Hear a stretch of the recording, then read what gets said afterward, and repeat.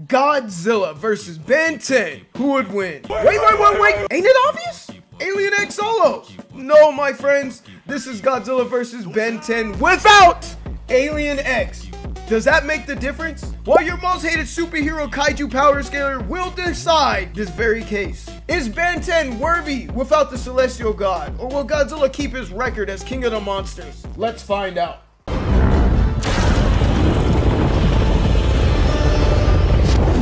Godzilla stomps out every titan you can think of. Giant crabs? Cooked. Sea serpents? Sushi. Scrumptious.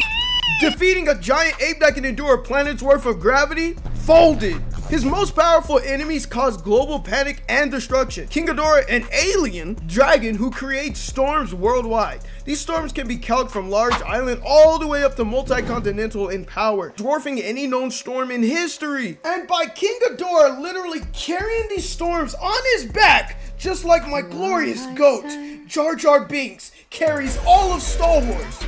Don't get mad at me, you know I'm right. Being a big body to move these storms can exert energy to destroy the moon several times over. He then boxes Shimo, who is gonna cause the next ice age. And according to the director of the film, Shimo is capable of this. Shimo is sort of this weapon of mass destruction. She's so powerful, she can basically destroy the planet.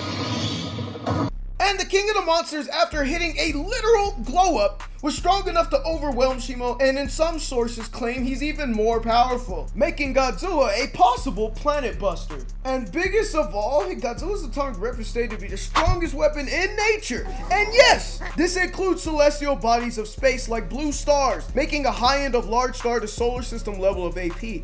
And with his evolved form being 20 times more powerful, he can upscale all of his previous feats I mentioned by 20. As for speed, Godzilla's out here running nearly as fast as me when the cops catch me for the inconsistent upload allegations. On the other hand, Gojira moves at subsonic speeds of 300 to 500 miles per hour. His infamous atomic breath is composed of Cherenkov radiation, which travels at near light speeds. Characters like Mechagodzilla can react to his atomic breath, which is calculated to be 2 times the speed of light. Considering Godzilla can keep up with opponents like Mechagodzilla's speed, he should be somewhere in that weight class. As for abilities and actions of Godzilla, he's a radioactive beast, having hot temperature manipulation of at least 20,000 degrees Celsius, and potentially much higher. Aquatic adaptation and mobility, energy absorption, typically radiation-based energy, pulse attacks, natural weaponry with his teeth and claws and that, DNA absorption. He can also choose his evolution, so he can just customize himself to be whatever he wants. It does require a lot of time though. In his evolved state, he has some resistances to absolute zero. And yes, Godzilla is Professor X's cousin because he has telepathy. With his battle IQ, I know what some of y'all are thinking. He's just a big fat lizard. He's trash. What does he know? Wrong! Try again. Godzilla trains and gears himself up for fights. With crafty opponents like Kong, he started spamming his atomic breath over and over, but once he learned the hard way that it wouldn't work, he adapted and changed his fighting style. He's a starter defensive lineman with his tackles. He can perform suplexes and an effective grappler. He baits his opponents into traps. And his Monsterverse Godzilla, if he isn't spamming and spamming and spamming his most powerful weapon, he knows his strongest assets and he will indeed use it. I don't gotta repeat it to y'all. You understand why he's called the king of the monsters. Bruiser in Undertown ugly. It's hero time!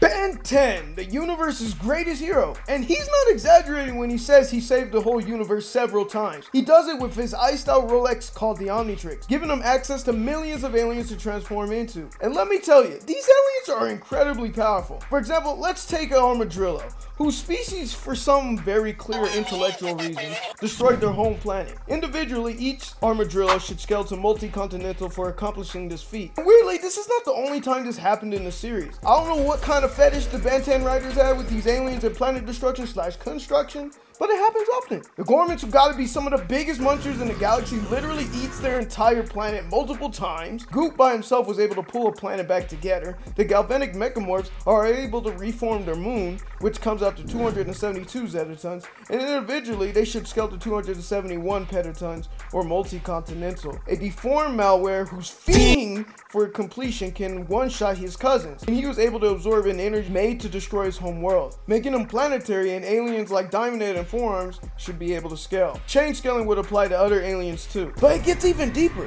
Vilgax becomes 10 times stronger than he was in the original series. Diamond Head at first got bodied, but now he can body Vilgax, meaning Ben 10 should also be 10 times more powerful as well. Malware keeps upgrading the verse though, as he was able to survive Galvin B's explosion, which calculated that's 430 yotatons, or large planet level, and Humongosaur and other aliens were able to run the phase with this malware. This is not even Ben's best non-alien X feats though. Waybig can overpower a beam that annihilated Pluto, having large planet results, and his alternative timeline stepbrother destroyed a planet to a dwarf star extent. Now this feat does come from an alternative Waybig, but the events are canon. Alternate Bens all on screen has skill to one another quite often. It's not a reach at all to say the same would apply here, but hey, if you don't want to buy it, it's okay. But my fellow friends, Waybig can be argued even more powerful regardless. The Great Dagon and extra dimensional beasts arise to destroy the universe. Dog, that means I have to say goodbye to Chick-fil-A. This being can only be combated by the strongest weapons in the universe, like Ascalon, which has the power to destroy planets, and should upscale other weapons like Element X, which can destroy solar system, and the Entropy Pump, which can to use an entropy pump, the power source of my old time portal, which was not, by the way, a failed experiment. All the more reason to bomb the place. If you start dropping bombs on an active entropy pump, the results would be disastrous, as in destroying reality for a distance of several light years disastrous. And only one of Ben's aliens was worthy to run the phase, Ultimate Waybig. So Ben's aliens can easily be argued multi-continental up to large planet, and the big boy Waybig is dwarf star to multi-solar system level. For speed, I'm just gonna spoil it now. Ben's aliens wash Godzilla in speed. For travel speed, Chromostone and Jet Ray can fly at MFTL. Waybig can react to the Conquest Ray at point blank range. This beam could travel from Earth to Pluto in seconds, calculating at a low end of 587 times the speed of light. And Feedback, who can outspeed a Tachyon cannon, which is calculated over 2,000 times the speed of light.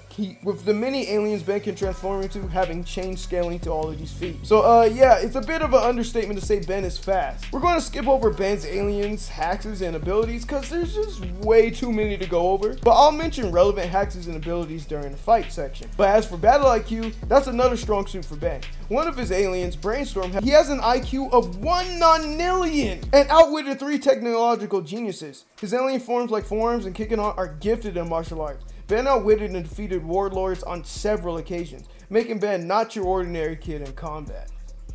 Ben ended up dimension hopping in a Mr. Smoothie again, and Godzilla senses the presence of an alien. And as we know, Godzilla does not take kindly to foreigners. He engages in a fight with Ben, and Ben is locked in for battle. So with all the stats laid out, who wins?